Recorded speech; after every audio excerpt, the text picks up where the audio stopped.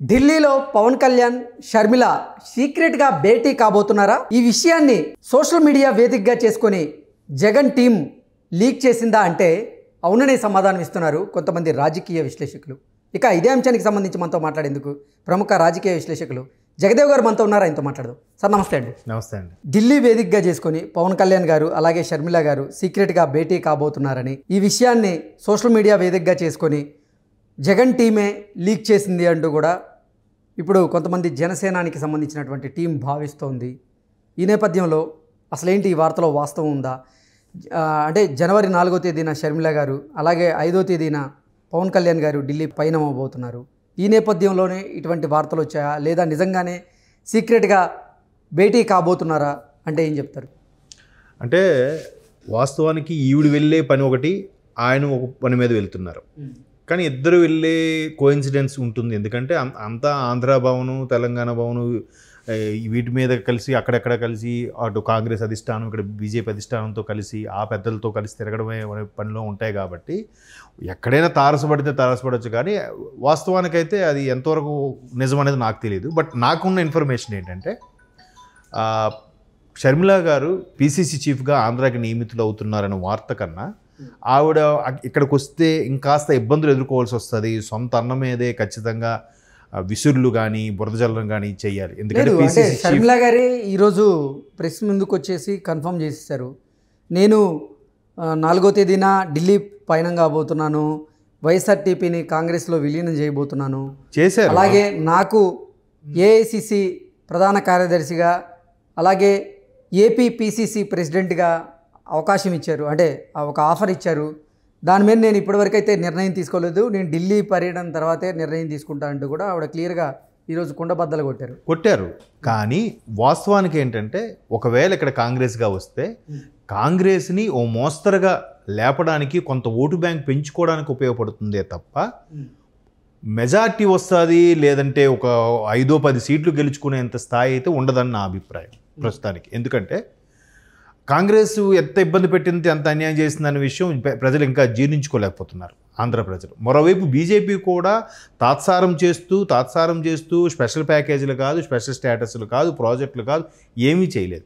మరోవైపు ఆంధ్ర తగలబడిపోతున్నా, ఆంధ్రాలో ఉన్న దేవాలయాలు నాశనం అవుతున్నా కూడా బీజేపీ ఏం పట్టించుకోలేదనే విమర్శలు కూడా చాలా ఉండడం వల్ల సెంట్రల్ పార్టీని ఏమి ఇప్పుడు చేయడం, మద్దతు ఇవ్వడం వల్ల ఒరిగేది ఏమీ లేదని ఒక క్లారిటీకి అయితే ఉన్నారు ఆంధ్ర ప్రజలు కదా. సో ఇప్పుడు ఈవిడ కూడా ఇక్కడికి వస్తే మరి కాస్త ఉన్న ఎడమొహం పెడమొహంగా ఉన్న అన్నా చెల్లెల బంధాలు ఏవైతే ఉన్నాయో అవి ఇబ్బందులు అవుతాయి. బట్ అధిష్టానం ప్రెజర్ చేస్తుంది కాబట్టి ఆవిడ నిర్ణయం తీసుకోవడానికి సిద్ధపడ్డారు. కానీ ఇన్ కేస్ అవకాశం ఉంటే ఏఐసిసిలో కీలక పదవిని ఆశించే పద్ధతిలోనే ఉన్నారు.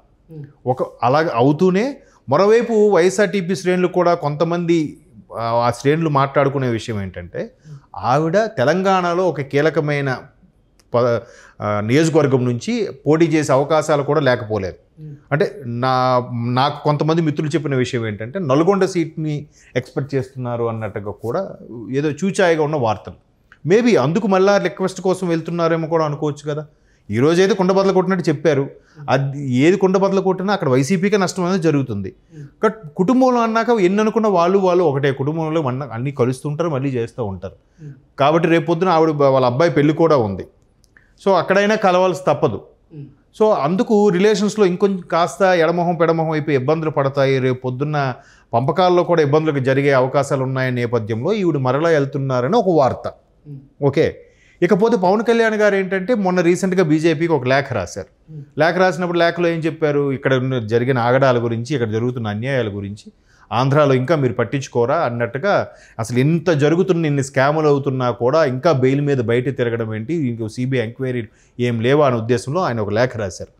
ఇన్ని రోజులు బీజేపీకి తెలుస్తుందిలే, వాళ్ళు తెలియకుండా ఉంటుందా, అయినా సరేలే పోనీలేని పట్టించుకోకుండా ఉన్నా కూడా ఇప్పుడు ఎప్పుడైతే మరలా తెలంగాణలో పొత్తు పెట్టుకున్నారు జనసేనతో, ఇక్కడ కూడా పొత్తు పెట్టుకుంటామని పురంధేశ్వరి గారు చెప్తున్న వ్యాఖ్యల ప్రకారం పెట్టుకుంటారు. కాబట్టి ఇంకా తాత్సారం ఎందుకు, నేను వాళ్ళతో తేర్చుకుంటానే ఉద్దేశంలో కూడా పవన్ కళ్యాణ్ గారు ఢిల్లీ వెళ్తున్నారు బీజేపీ పెద్దలను కలవడానికి ఒక వార్త.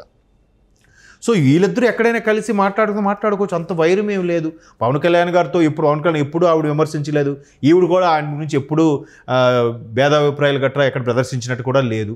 అండ్ మోర్ ఓవర్ షర్మిలా గారు అందరినీ కలుపుకుపోయే ప్రయత్నం చేస్తున్నారు. దానికి బెస్ట్ ఎగ్జాంపుల్ రీసెంట్గా క్రిస్మస్ గిఫ్ట్గా నారా లోకేష్ గారికి ఒక గిఫ్ట్ కూడా పంపించారు. అది లోకేష్ గారు ట్విట్టర్ ద్వారా స్పందించారు, మీడియా సమక్షంలో కూడా చెప్పడం జరిగింది. సో ఆవిడ ఎంతో కొంత కాంగ్రెస్ అధ్యక్షురాలుగా ఉంటే పుంజుకోవడానికైనా అవ్వచ్చు, లేదా వేరే తెలంగాణలో మళ్ళీ నార్మల్గా ఒక ఎంపీగా వచ్చి పోటీ చేసి ఏఐసీసీలో కీలక పదవి తీసుకొని ఇక్కడ పీసీ చీఫ్ వద్దనుకొని ఏఐసీసీ కీలక పదవి తీసుకొని ఎంపీగా పోటీ చేసేటప్పుడు అన్ని పార్టీలతో సమాయత్తంగా పాటించేలా ఉంటే బెటర్గాను కూడా అయి ఉండొచ్చు. సో అలాంటప్పుడు ఒక మోస్తరుగా ఒక ఫార్మల్గా కలిసినా తప్పులేదు. సో అలా కలుస్తారని కూడా ఒక వార్తలు ఉన్నాయి. అయితే మీరు చెప్పినట్టుగా వైసీపీలో ఉన్న వాళ్ళే లీక్ చేశారు ఈ జనసేన వాళ్ళకి. సో జనసేన వాళ్ళు అది ఇప్పుడు సోషల్ మీడియాలో వైరల్ చేస్తున్నారు, షర్మిలా గారు పవన్ కళ్యాణ్ గారు తలుస్తారు అన్నట్టుగా. వైసీపీ వాళ్ళు కూడా కొంతమంది ఉద్దేశం ఏంటంటే మరలా షర్మిలా గారు జనసేన అలాగే టీడీపీ వీళ్ళంతా కలిపి మీ బిడ్డను ఒంటరిని చేశారు, మీ బిడ్డను మీరే ఎలక్షన్లో గెలిపించాలనే నినాదంతో వెళ్దామని కూడా వైసీపీ వాళ్ళకు ఆలోచనలో ఉన్నారు. ఏదైనా జరగచ్చు రాజకీయాల్లో, కానీ షర్మిలా గారు ఎవరితోనూ కూడా భేదాభిప్రాయాలు లేవు, ఎవరికి కూడా మరీ అన్ని స్టేజ్కి వెళ్ళిపోయి విమర్శించిన దాఖలాలు ఎక్కడా లేవు. కేసీఆర్ మీద కూడా ఇక్కడ ఫైట్ చేశారు ఎలక్షన్స్ ముందు, మాజీ ముఖ్యమంత్రి మీద కూడా ప్రభుత్వ వ్యతిరేక పరంగా ఫైట్ చేశారు, కానీ మరీ ఎండ్కి వెళ్ళిపోయి ఎక్కడ విమర్శించిన దాఖలాలు లేవు కదా. సో ఈవిడ ఒక పని మీద వెళ్తున్నారు, అతను ఒక పని మీద వెళ్తున్నారు. మేబీ ఎక్కడైనా మన ఆంధ్ర భవన్లో కానీ హైదరాబాద్ భవన్ సంబంధించి కానీ ఎక్కడైనా కలిస్తే కలవచ్చు, మాట్లాడుకోవచ్చు. ఆవిడ ఫెమిలియరే, ఇతను సూపర్ స్టార్ ఫెమిలియరే. సో రాజకీయ పరంగా అక్కడ చర్చలు వస్తాయి లేదో తెలియదు, కానీ ఓ మోస్తరుగా కలిసే అవకాశాలు అయితే ఉన్నాయి.